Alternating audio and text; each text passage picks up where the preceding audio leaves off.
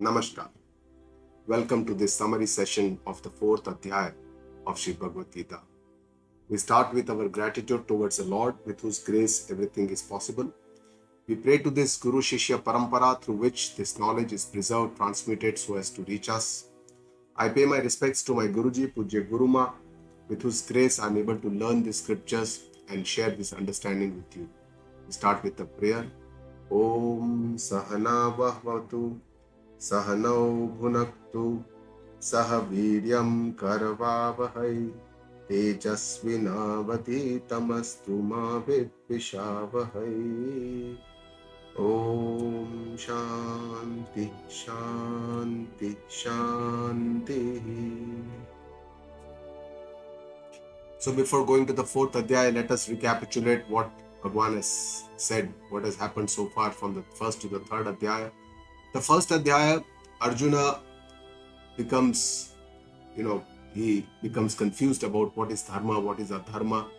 That aviveka, that delusion happens, that moha happens to Arjuna. And this is because he sees his own relatives in the opposite army. And this moha, the root cause of this moha is ajnan, of our own Atma Swarupa. And Arjuna, who is the person who has a Shraddha, who has a faith, who has a Dharma as his foundation of his life, becomes a candidate for the self-knowledge that Bhagwan Shree Krishna gives to Arjuna from the second Adhyaya to the 18th Adhyaya. And that's why he is the eligible person, he is the Adhikari for this Atma Jnana.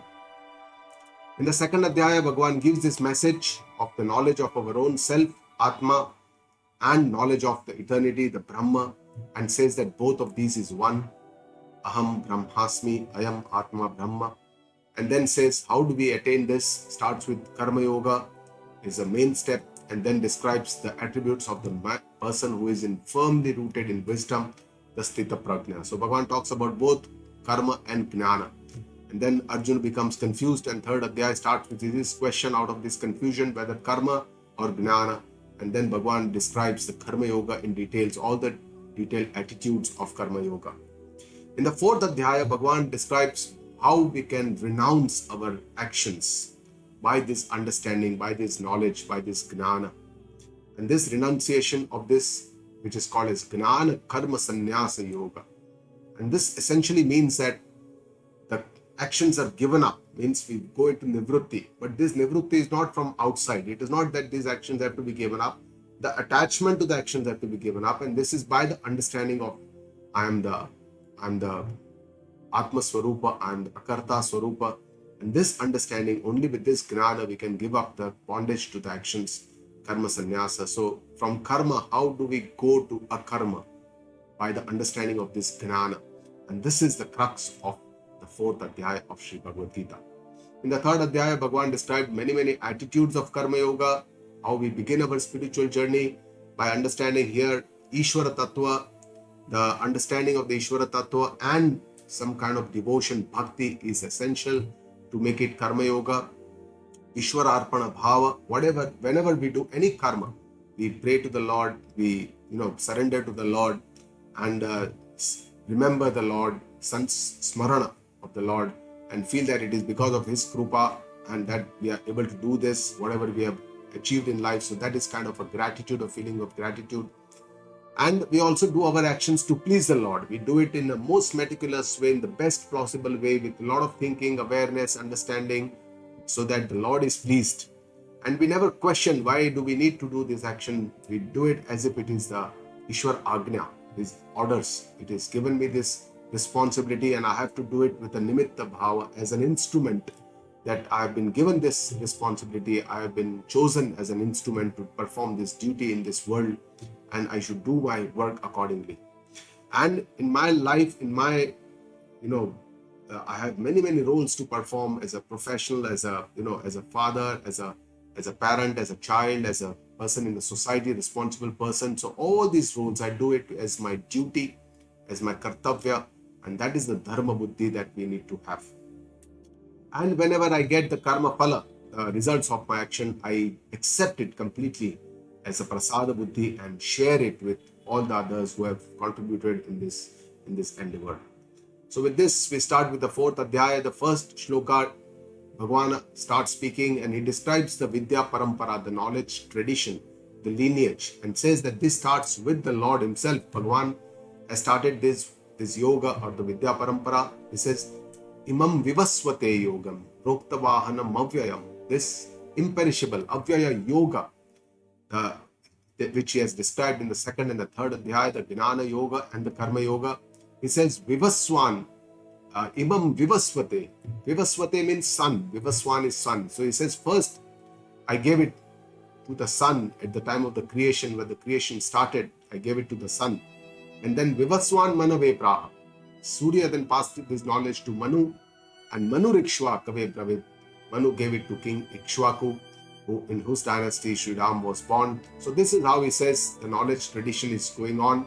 The knowledge tradition, the Yoga Parampara, is about the Karma Yoga, where Bhagavan has already said Lokesmin Devida Nishta. Karma Yoga and Jnana Yoga, both the preferences he has described according to the Adhikari, according to our eligibility, according to our inclination, we can choose what is good for us. Most of us are for Karma Yoga because we are all attached to karma, and that's why that is a preference Bhagavan shows. And even in the Grahastha Marg, the two margs, Grahastha Marg, one can practice Karma Yoga and then lead to Karma Sannyasa in the Renunciation. And that is a pravrutti, and how from pravrutti we can go to nivrutti, that is what Bhagavan is going to describe in this Adhyaya. So essentially he showed two different paths, the path of action, the Karma Yoga, and the path of knowledge, the Jnana Yoga Nishtha. And essentially it is said that there are many sadhana, and finally the goal is one, that we have to reach that goal.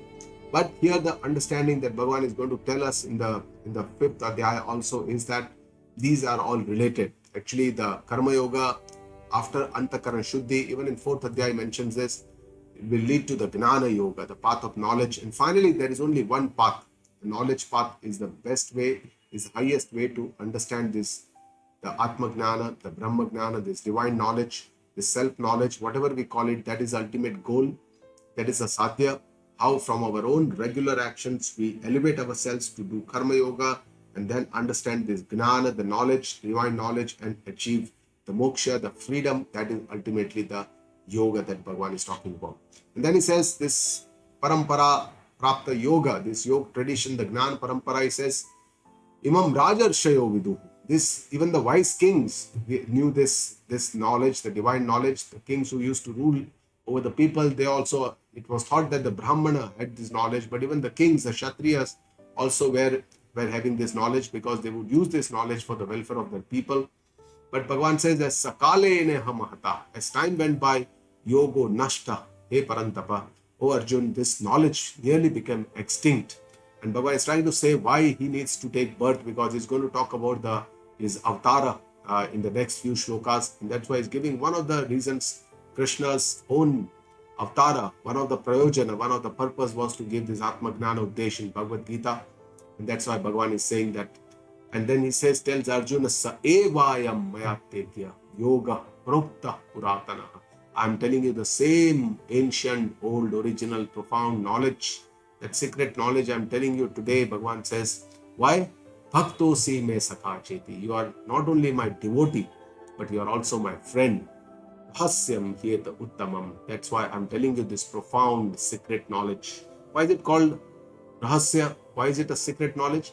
Because it is kept hidden, because it is not known to regular normal people at large. They only see whatever they see in this world and believe this is a reality. Many few people try to see that there is something beyond this seen world, and there is something as a foundation and adhishtan which is probably unseen and which is beyond this seen world. And that's why devotion to this Ishvara Tattva, to the Lord, is essential to understand this.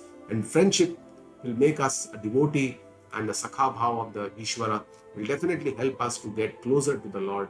But only few people can develop this kind of a relationship with the Lord. And then Arjuna asks a very innocent question. He thinks that, oh Bhagavan, he says, Arjuna Ovacha, he says, Aparam Bhavato Janma. You have been born recently, hey Krishna. I just know a few years ago, almost 90 years, Krishna is 90 years old when the Mahabharata war was fought. So Arjuna says, just 90 years ago, you were born in this prison of the king Kansa, Devaki, Vasudeva. I know you have been born just recently. And he says, param janma vivasvatah. Sun was born thousands of years ago. He says, Kathameta dvijaniyam. How can I understand? How can I know? He says, Tvamaudau proktavan. You only in the beginning, Adau, in the beginning of the world, proktavan iti. You only gave this knowledge to the sun. How can I understand this? He asked a very innocent question. Arjuna has a doubt. He wants an evidence. He asks for his birth certificate, probably to Krishna. And to this, Ishvara, Bhagavan, Shree Krishna answers. He says, Sri Bhagavana Uvacha. He shows his Ishwaratva. He shows his godhoodness. What he is in reality, Bhagavan shows. He says, Bahuni me vyatitani janmani tavacha Arjuna. Bhagavan tells Arjuna that I have had many births previously, many avatars, many incarnations he has had before. And he says, you also, Arjuna, have undergone many births before. Now that you have assumed this body, Arjuna, you have undergone many births before. But the main difference between you and me, Bhagavan is telling Arjuna, is that Tanyaham aham veda sarvani. He says, I know all these births, yours as well as mine. Bhagavan is telling Arjuna, I'm Ishwar, I'm Sarvagna, I know all these births. Natvam vettha, he parantapa, you don't know all these births. You have a very limited knowledge as a jiva. You are alpagna, you have a very limited knowledge.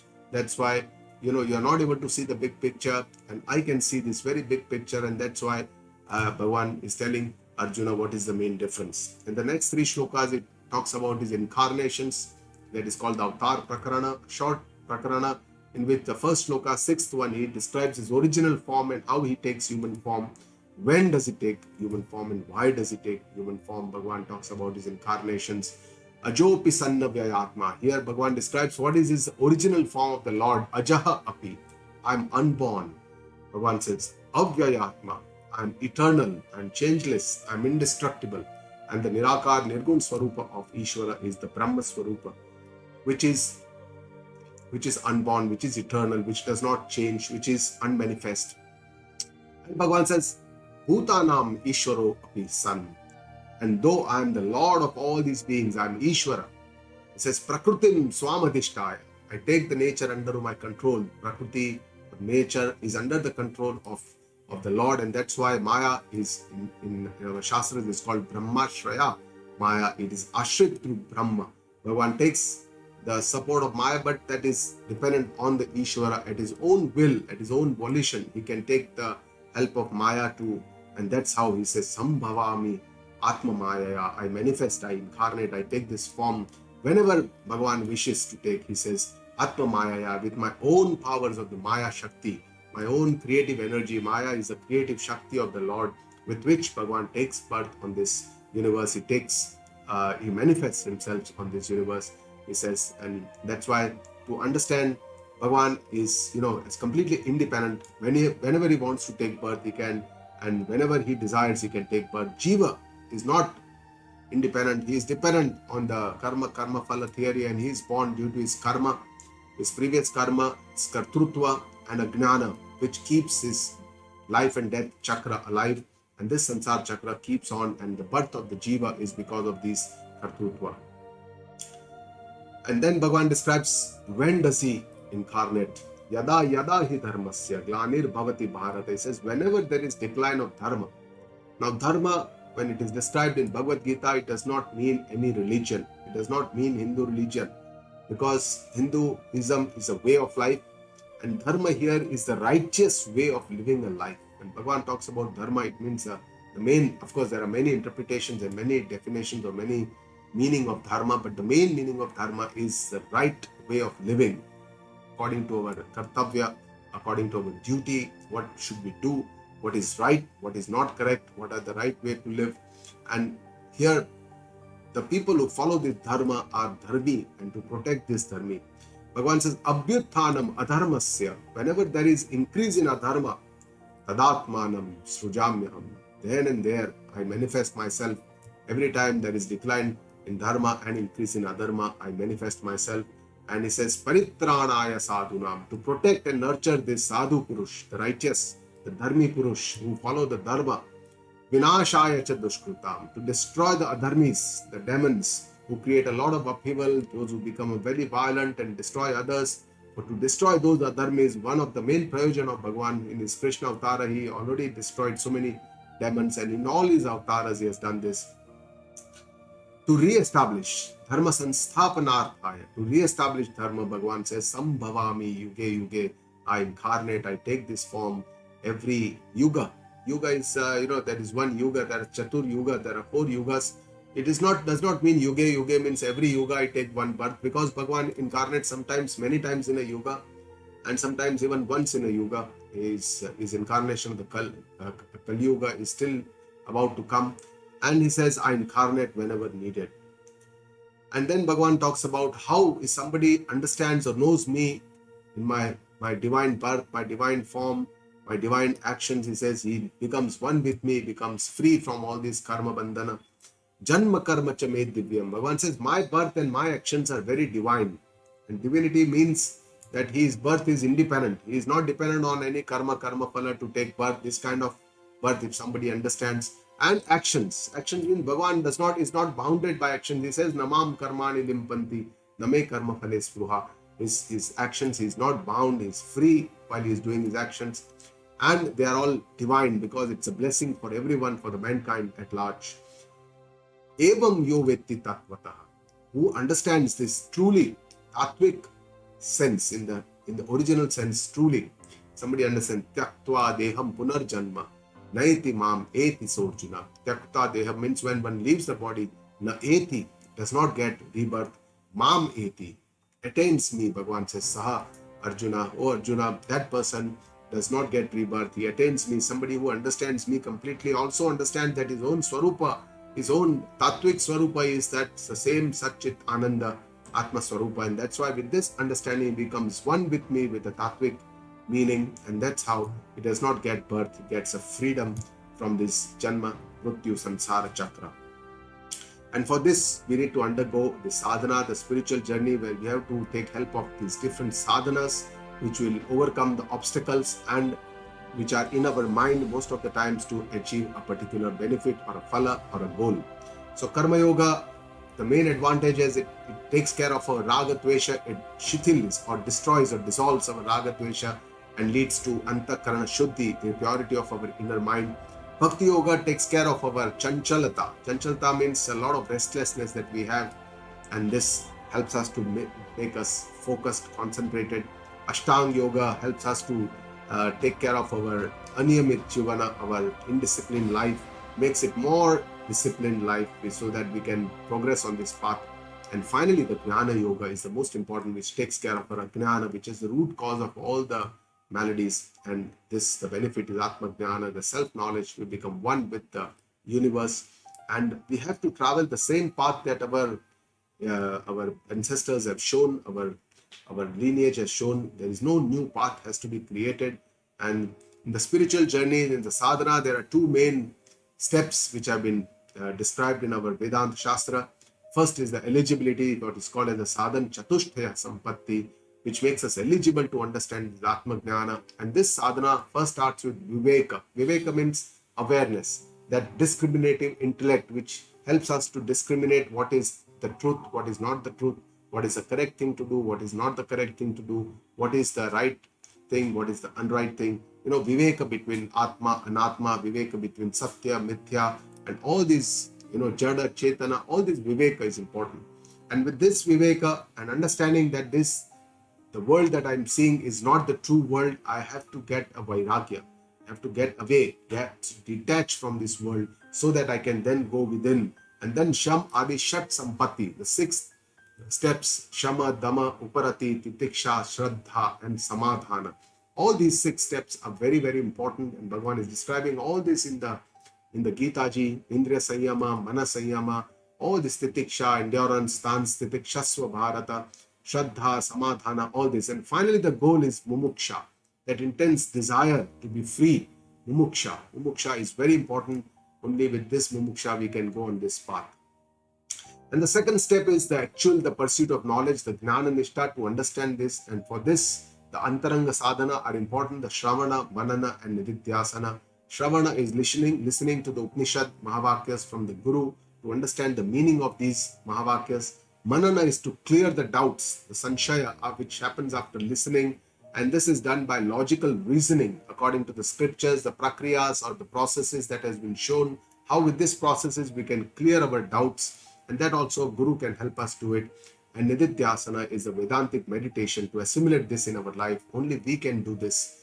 And for this, we need our own proactive or our own Atma Krupa for to change this contrary past impressions, the Viparit Sanskaras. And Bhagwan's next shloka is telling us that people get what they desire for. Ye yatha mam prapadyante tans tathaiva bhajamyam. The devotees who worship me in any way, I bless them in the same way. Bhagwan says, Mama vartmanu vartante manushya partha sarvasha. All humans follow my path, he says. Even if they don't know where they are going, they basically want joy, they want happiness, they want bliss, they want freedom. And whatever they are doing is for that, and that is ultimately their own swarupa. They don't know that they are following this. But most of the people want this world. They want the bhoga, the pleasures, the sensual pleasures of this world. Very few people want to attain Him or have Moksha or Moksha or become one with the Lord, yoga, unite with the Lord. Very few people, and that's what Bhagavan is telling in the next shloka. He says, why many people do not desire for freedom, for moksha. Bhagavan says, Kankshanta karmanam siddhim. Most people desire the fruits of the karma only. And that's why Yajanta iha devtaha, they worship many different deities, devatas. He says, why? Because Shipram hi manushe loke siddhir bhavati karmaja. Because in this human world, Bhagavan says, results of the action are very quickly seen. They are Shipram bhavati, they are very quick. You will do something, you will get some action, you will do work, at the end of the month, you will get a paycheck. And that's how we are all fascinated with quick results. In contrast to this, on the Gnana Marga, on the Moksha Marga, the path is very, very long. It is very arduous. It takes a long time to change ourselves.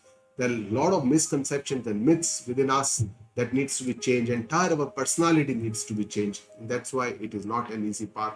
And that's why most people do not seek this path. They just want quick results. They want instant benefits. They want everything fast. And that's what Bhagavan is telling us. In the next shloka, Bhagavan says that the Vedic Dharma, the Samaj Vyavastha, the balance in the society, the Varna Vyavastha, it has been created by me. Bhagavan says, Chatur Varanyam Maya Srushtam. He says, I've created this universe with all the four Varnas, Chatur Varna Vyavastha. He says, Guna Karma Vibhakasha. This is what has been created according to the Gunas, the Sattva, Rajas and the Tamas, the Gunas and the Karma Vibhaga. The duties or the Karma, Kartavya Karma that we have been given to each. It was never done according to the birth. But then over a period of time, it became as if it was according to birth, that one is a Brahman or a Vaishya or a Shudra, and that gave the bad name to this system. Bhagavan says, Tasya Kartar Api Mam.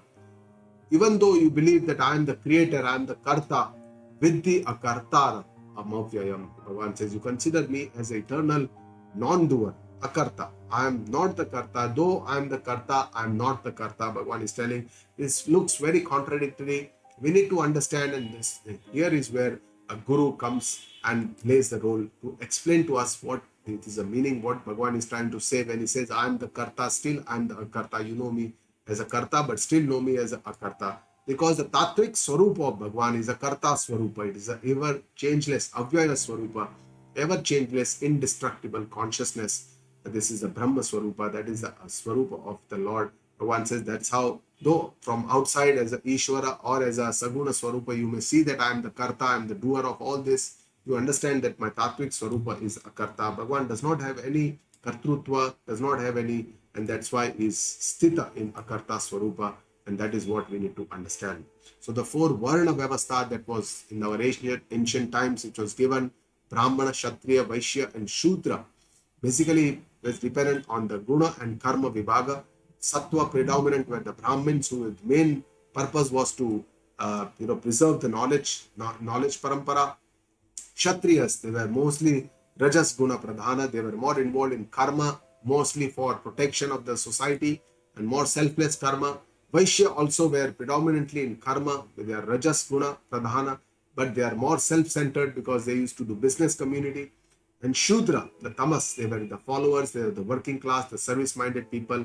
In any society, even today, there are such four distinctions. There is the intellectual class, the scientists, researchers, teachers, doctors, engineers. All these are the knowledge predominant people. Kshatriyas are all the police, army, military, all the air force, navy. All this, the security people are the Kshatriya. Vaishyas are all the business community, the entrepreneurs, and all the job creators. Whereas Shudra are the followers, worker class, or the service-minded people who are actually the service class people in the society. So even today, these distinctions are there in the society.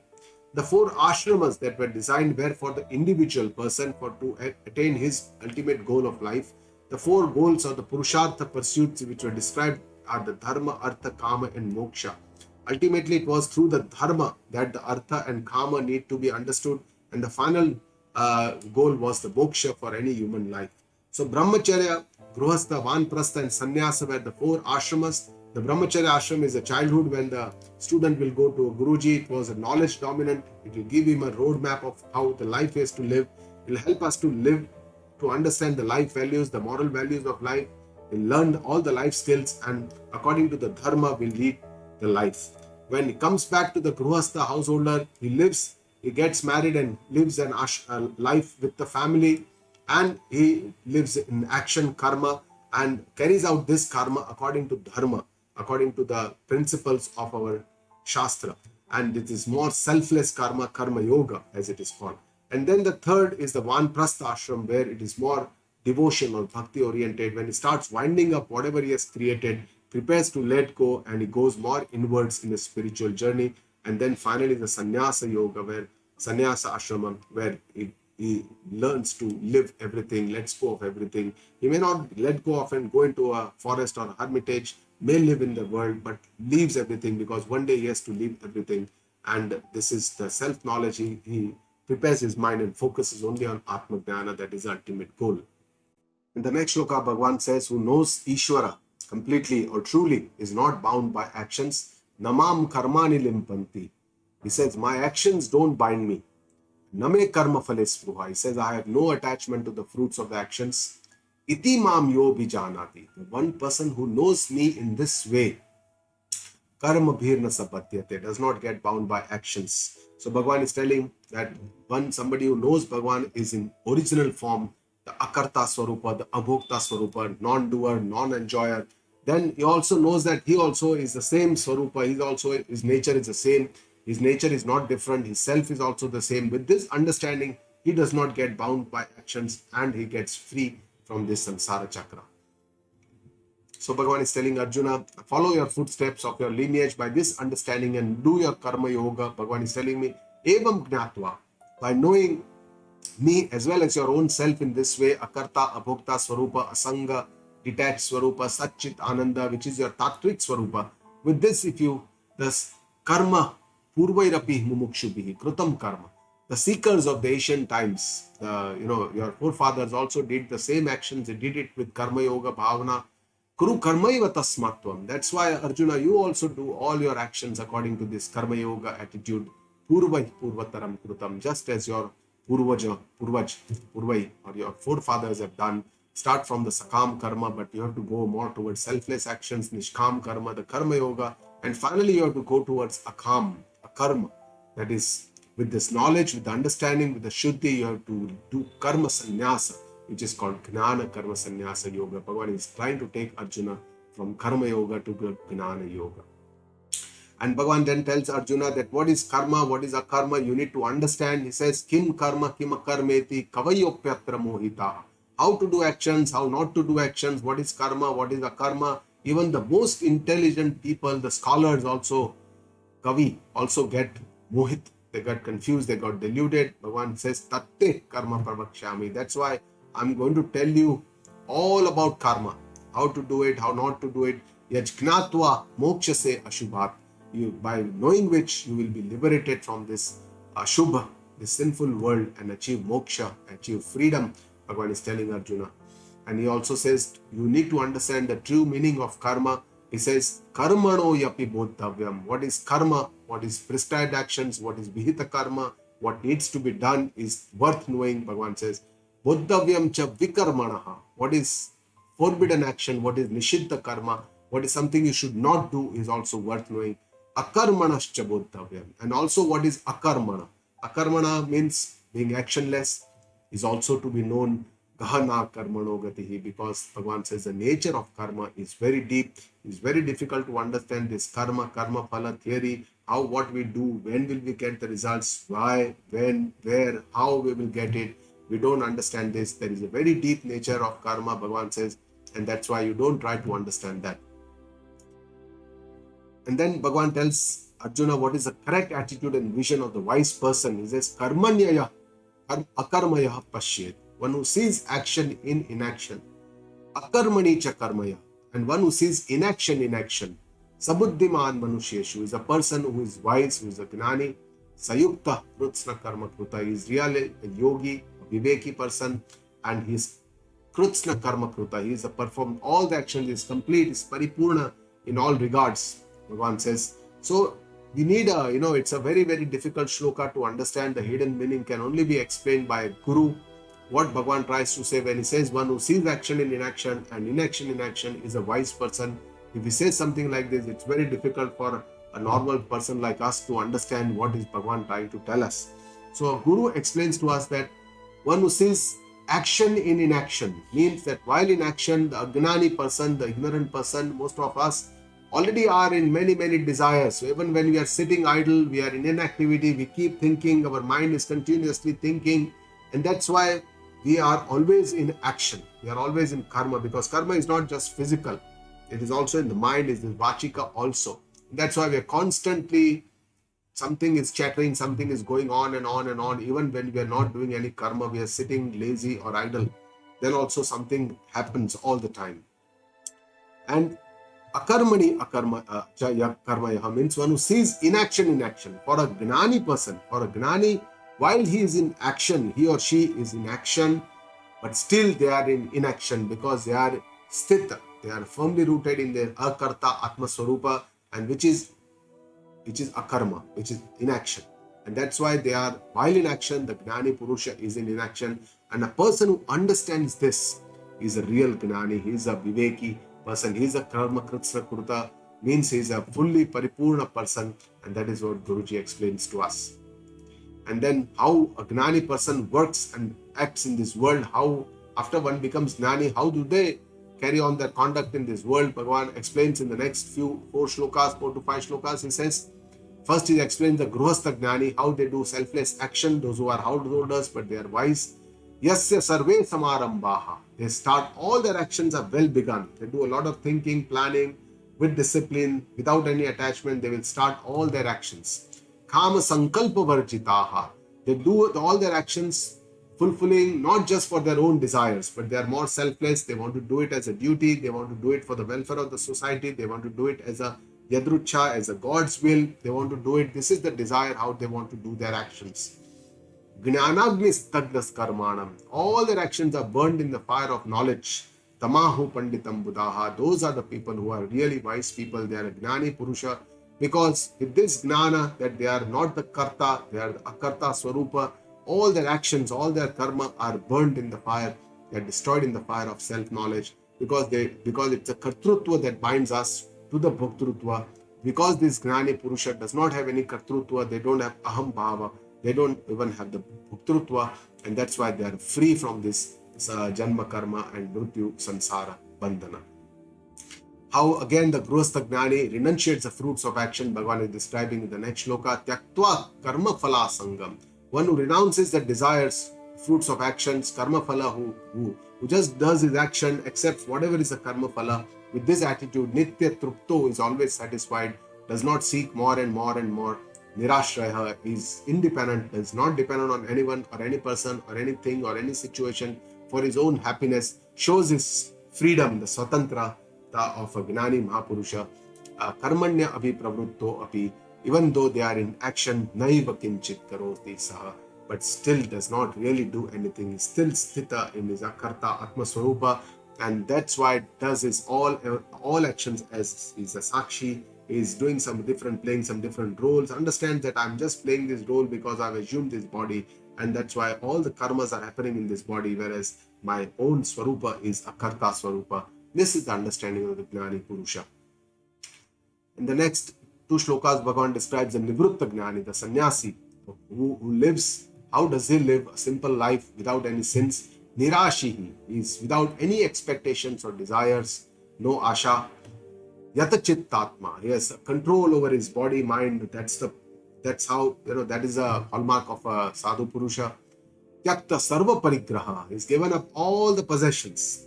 He's given up, his entire life has been given up. He's just left home, a sannyasi purusha. Shariram kevalam karma, just do all the physical actions that are necessary for living. Kurvan napnoti kilbisham, they don't create any new papa, sins, kilbisha, no other dushkarma are created. The wise are not attached to karma phala or kartrutva. Again, Bhagavan is described in the same sthiti of the nivrutti, wise person who is not bound by actions. Bhagavan says, Yadrucha labha santushtaha. Whatever comes by the chance or God's will is completely santushta, satisfied. Dvandva atito, it rises above all these dvanda, the dualities of this world remain sama, equanimous in all these dualities, in all these ups and downs, upheavals of the life, remain sama.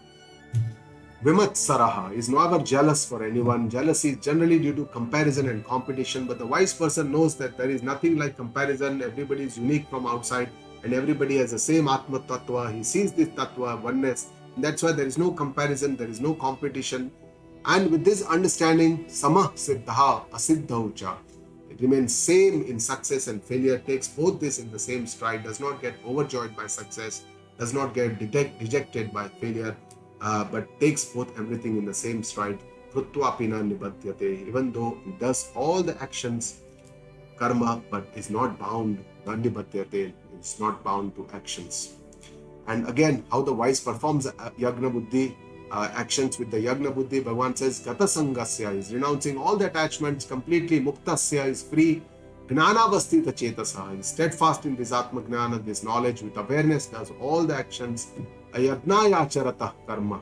Such a person performs all the actions with the yagna buddhi, yagnaya acharata, and samagram praviliyate. All the actions are dissolved, evaporated in this fire of knowledge. And the next, about 8 shlokas, Bhagavan is describing about 12 yagnas. It is a short prakarana called the Yagna Prakarana. Yagna as a means for spiritual journey, as a means for Karma-yoga. Bhagavan has already described in the 3rd Adhyaya that Yagna Buddhi is one of the types of Karma-yoga. And in our Vedic times, Vedic parampara, many yagnas were done, the rituals were done. And the main purpose was two. One was to learn how to give away, how to become selfless, how to give, because in yagna we have to give a lot of ahuti, and that is for selfless purpose. You have to please the devatas. And the second is restraint, some kind of a moderation, sanyama we get, and this was a purpose. In the last 8 shlokas, Bhagavan has described the Gnani Mahapurusha, how they do their actions, and now Bhagavan describes how we can reach to that knowledge, how we can acquire that knowledge, how we can understand that knowledge, how we can become Gnani. And for this is described the 12 yagnas. And finally, the main purpose is to show that the Gnana Yagna, the knowledge, is the best. It is the closest, the Sakshat sadhana to the Moksha. Whereas all the other sadhanas that Bhagavan is describing are complementary, which helps us to ultimately go towards the Gnana. And that's why they are Sahayaka. They are also important, but they should not be disregarded, because only by practicing all the other sadhana we can go up to the knowledge. So the first yagna Bhagavan is describing is the Brahma Yagna. Brahma Buddhi. How can we create an attitude where we can see one everywhere? The oneness, the Brahma, the Tattva everywhere. How can we? And it's a very well-known shloka. Brahmarpanam Brahma Havihi, Brahmagno Brahmanahutam, Brahmaiva Tena Gantavyam, Brahma Karma Samadhina. Bhagavan says everything is Brahma. In a sacrificial fire, in a yagna, everything, the objects, arpanam, whatever you arpana, it's all Brahma. All the material samadhi that you offer within the yagna kunda is also Brahma. The Agni, the fire in which everything is offered, is also Brahma. One who is doing the yajmana, who is doing the yagna, is also Brahma. And whatever fruits that we get by doing this yagna karma, whatever we achieve, karma phala, is also Brahma. And the wise person who does all this karma with the yagna buddhi is also Brahma. So everything is Brahma. Next, Bhagavan describes the devotion, the bhakti, as a yagna. To do some kind of a japa, puja, dhyana, anything, any kind of devotion. And of course also to give our own sacrifice of our jiva bhava, our aham karta, into the fire of the Brahma, is also to achieve the one climax, which is the same for meditation, bhakti, devotion, or dhyana, or gnana. All this, ultimately what we have to reach is the aikya gnana. In the next shloka, Bhagavan describes the Indriya Sanyama. He says how Jnanendriya Sanyama is important, and the Vishaya Sanyama, how Shabdadin Vishayananya Indriyagnishu, all the objects of desire we have to sacrifice into the fire of balance. Bhagavan is describing that how we can become from independent Swachanda, we can become more Sajaga, aware, and from there we need to go to more Sanyama, moderation, and finally we have to reach Swatantra, become really independent with this understanding. In the next shloka, Bhagavan describes the Mana Sanyama, the Atma Sanyama Yoga. Atma Sanyama describes that all our Jnanendriya and Karmendriya must be sacrificed in the Atma Sanyama Yoga, which is the Dhyana Yoga. And this in Yoga Sadhana is called Chitta Vritti Nirodha, where Dharana, Dhyana, and Samadhi are important. In the next shloka, Bhagavan describes 5 more yagnas, the Dravya Yagna, all the objects we need to give, donations, donate, like give. Tapa Yagna, doing some Vedic, rituals, rules, to follow some rules, to inculcate some discipline, developing patience by accepting switcha, developing by our own desire, accepting these difficulties to become more and more, stronger and stronger internally. Yoga Yagna, Ashtanga Yoga Sadhana, Swadhyaya Yagna, study of the scriptures like Vedas, Geeta ji. Gnana Yagna, Vedanta Gnana by Shravana, Manana, Nididhyasana. Yataya, one who is serious, one who does efforts to improve his life, puts in a lot of efforts, is not lazy, that person Sanshita Vrataha, and is firmly resolved to change his own self. That person actually also performs the Pranayama Yagna, where there is the Parana, Apana, all our inhalation, exhalation, Kumbha to control and give priority to Pranayama. And finally tells about the Prana Yagna, all the karma, but mainly the diet, Niyata Ahara. The control over the diet is very important, and all other karma have to be balanced. And by this way, by practicing all these yagnas, all our sins get destroyed.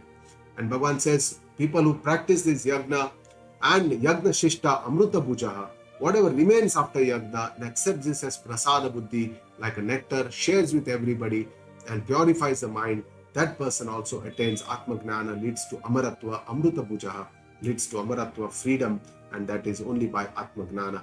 Only by becoming pure we can achieve this Atma Gnana. But here Bhagavan is also showing us a red flag. He says, he criticizes those who don't practice this kind of yagnas in their life. He says, Ayagnascha, don't practice this yagna. Ayam lokaha na asti. They never become happy in this world. How can they become happy after their death in any other world?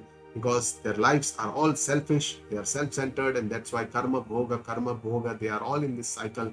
And the ultimate idea of the human life, Bhagavan is trying to tell us, is to do dharma, to do yoga, not just to do bhoga. Yes, bhoga is okay, but that should be done with restraint, not just that is the end or that is the final goal of our life. The final goal of our life, Bhagavan is trying to tell us, is dharma and yoga, not just bhoga. And all these yagnas can only be performed with karma, with actions. And that's what Bhagavan is trying to tell us, to do karma yoga with the yagna buddhi.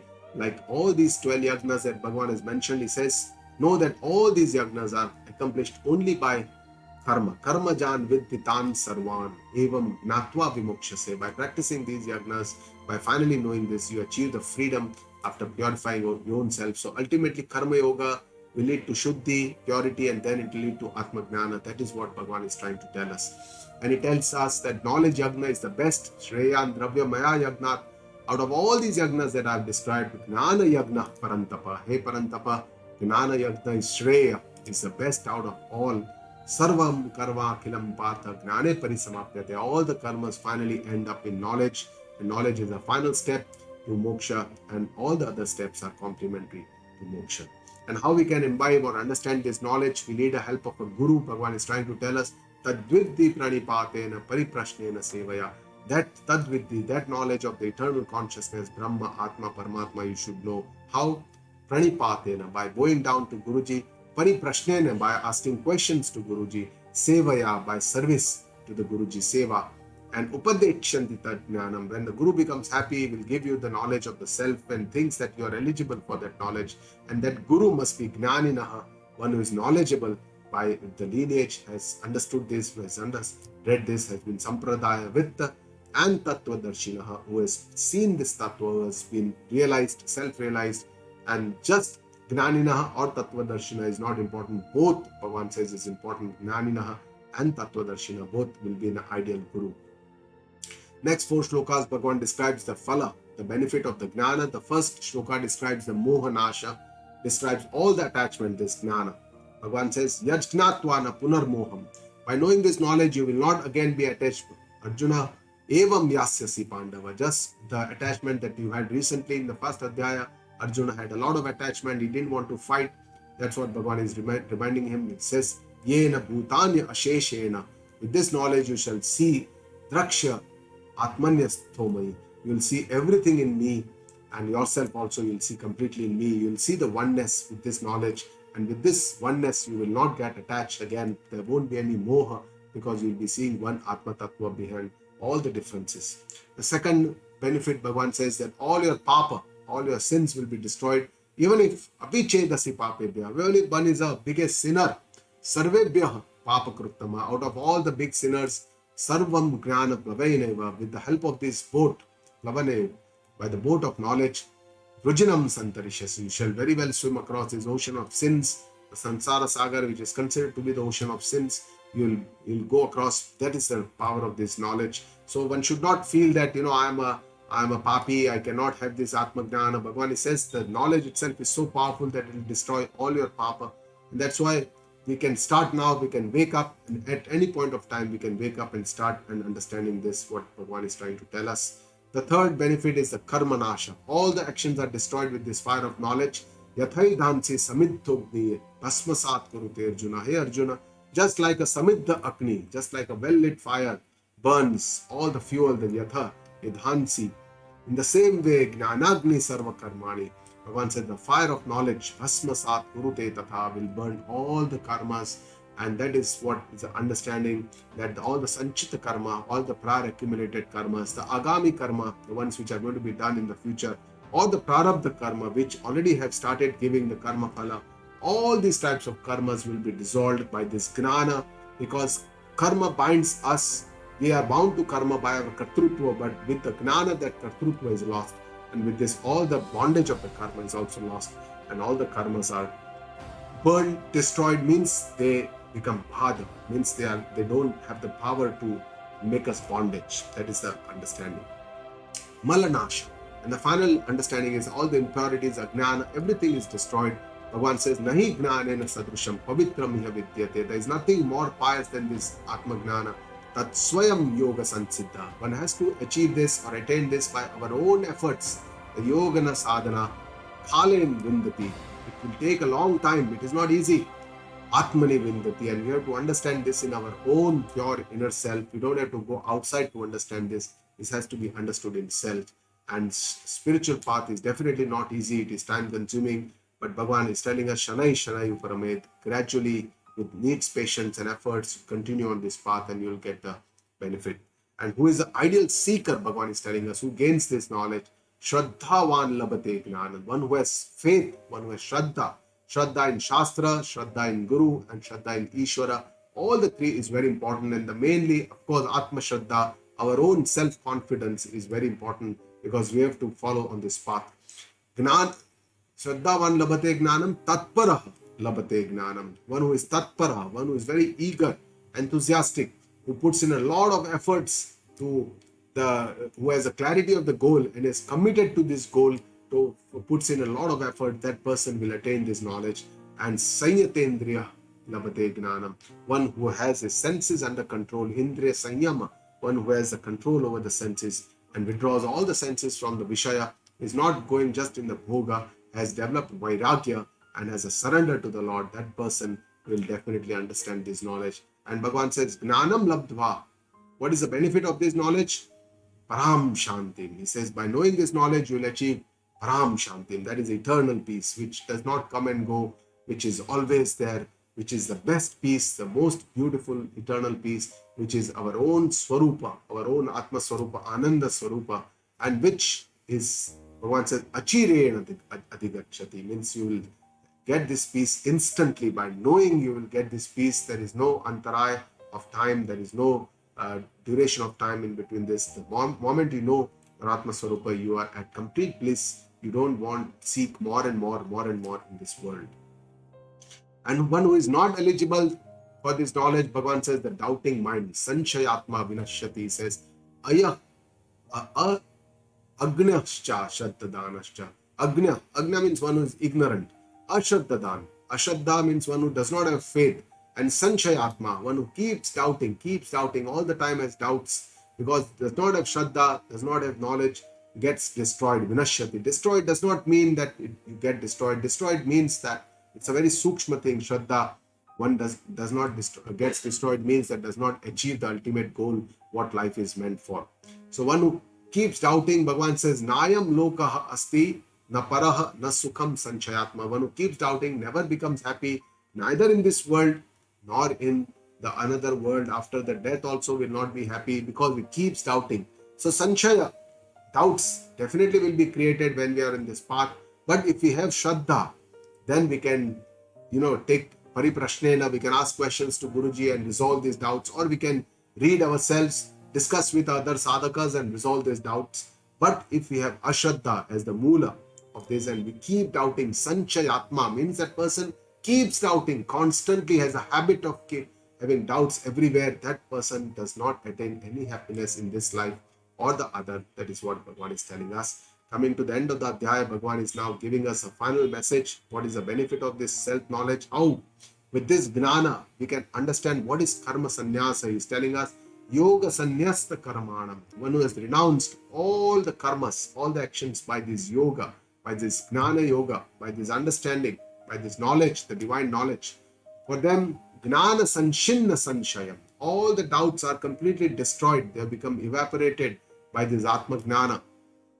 O Arjuna, Atmavantam, those people who have known their true selves, this is a plural, Atmavan, Atmavantam, and those people, na karmani nibadnanti, he Dhananjaya, they do not get bound to actions, to karma, and from pravrutti, from knowledge or Karma-yoga, how we have to go to Gnana-yoga, nivrutti, that is what Bhagavan is telling us, how this Gnana Karma Sannyasa, final shloka, Bhagavan says, Tatsmat Gnana Sambhutam, therefore, this Ajnana Sambhutam, this ignorance, Hridstham, which is present in your own intellect, in your own heart, mind, in your inner mind, Gnana Sinatmana, O Arjuna, destroyed with this firm, sharp sword of knowledge. You destroy all your Chitvainam Sanchayam Yogam, you destroy all your inner doubts.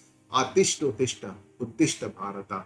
Get up, Arjuna, and practice this. Do whatever is best by practicing this yoga, by this understanding, Gnana Yoga. Do your Karma Yoga, and then achieve the ultimate goal of your life. Uttishta Jagrata Prapta Varanya Bodhata, that is the Upanishad mantra, which was popularized by Swami Vivekananda. Arise, awake, and don't stop till your goal is achieved.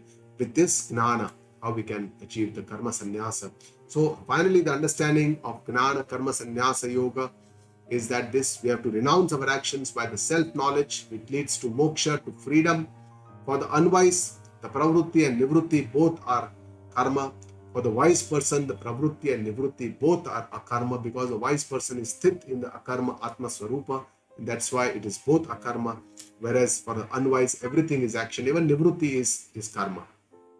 Because the true self, the atma, is akarta, is akarma, is sakshi, swarupa, and that's why in life what we have to understand is, while doing all our kartavya karma, all our activities, we have to have one focus on our self, our akarta, atma swarupa. And Gnana Karma Sannyasa Yoga means when the Gnana becomes matured, the karma will fall off by itself. It need not be plucked like a fruit when it becomes ripe. It just falls off on its own. Similarly, with this Gnana, when it becomes mature, the karma will fall away by itself. This is the Gnana Karma Sannyasa Yoga.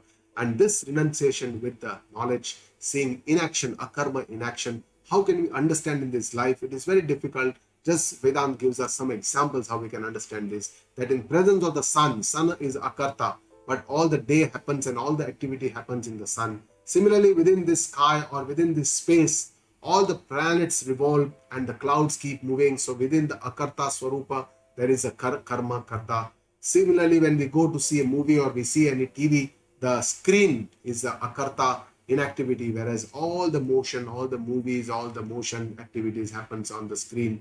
Similarly, in our Atma, which is a Karta Swarupa, all the bodies are assumed they keep moving, all the karma and everything is done.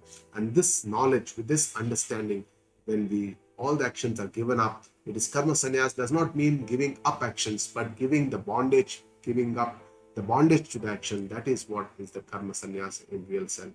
So to summarize the fourth Adhyaya, Bhagavan describes as knowledge, parampara, the lineage, incarnations, avatar swarupa, talks about the selfless, Karma-yoga, the wise people, how they do their work, and then it describes the 12 yagnas and praises the Jnana-yagna, and finally shows what is the benefit of this knowledge, how we can achieve Jnana, Karma, Sannyasa Yoga, and with this we end.